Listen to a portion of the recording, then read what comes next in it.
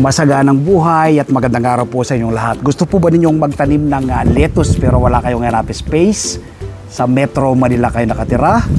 Ito po, sa mga bote po ng mineral water ay pwede po kayong magtanim tulad po ng aking ginagawang pagtatanim. Ang lettuce po ay napakadaling alagaan at patubuin. Itinatanim po ang lettuce through seeds. Ipunla nyo po muna. Kapag pinunla nyo po yan at meron na siyang 3 daon, mula sa pagkaka-sprout, pwede na po yung ilipat tanim kung saan nyo po sila gustong itanim. Ito po ang ating mga tanim na lettuce sa mga bote lang po ng mineral water. Ang lettuce po within 1 month hanggang 45 days, pwede ka pong umarbes, napakadali pong patubuhin na talagaan.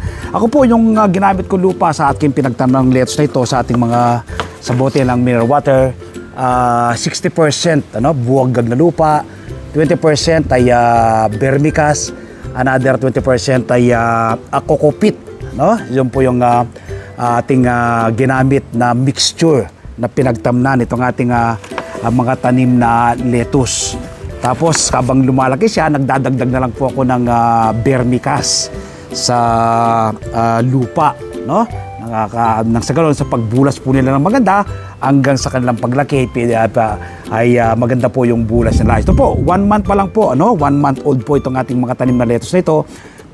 Pero pwede ka na pong humarvest. Tingnan po ninyo, napakaganda, green na green. Napakaganda po mula dito sa unaan hanggang dun sa dulo ng ating mga tanim na lettuce sa mga bote ng mineral water. Tingnan po natin. So yan po sila, Tingnan nyo po, kaganda, Nakatanim lang po yan sa mga bote ng mineral water. Yan. So hanggang dun po yan. Yun. Yan ang ating mga tanim na lettuce sa mga bote.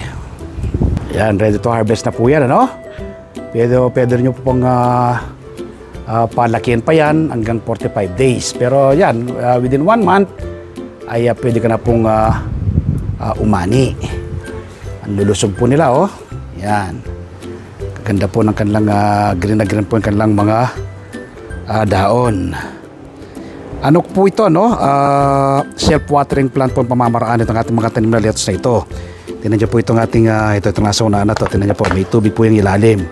Ayan, may tubig po yung ilalim. So, hindi po kailangang diligan araw-araw, Kaganda, tataba. Ating mga tanim na lettuce sa mga bote ng mineral water. Magtanim din po kayo nito, Yan, para hindi po kayo maapektuhan ng mataas na presyo ng lettuce sa merkado. Bakit ka pa bibili kung pwede ka namang magtanim? Invite ko po kayo, this coming Sunday, panoorin po ninyo yung ating TV show na Masaganang Buhay, ibinahagi ko po yung step by step na pagtatanim ng lettuce.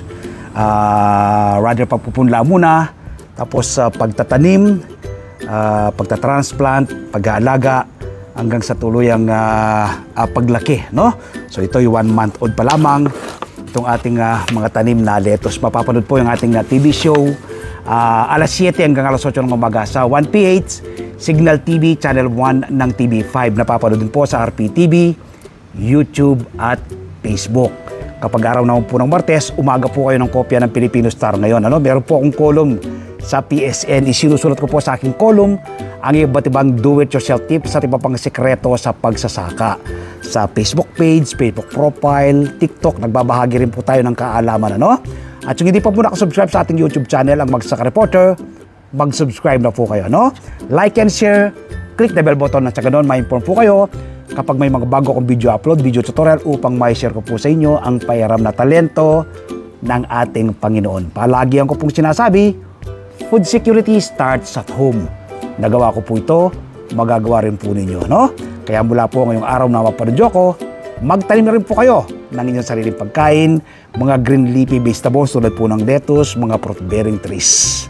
Nang sa ganon, ay hindi po kayo maapektuhan ng mataas na presyo ng prutas at gulay sa merkado. Salamat po. Happy farming. God bless.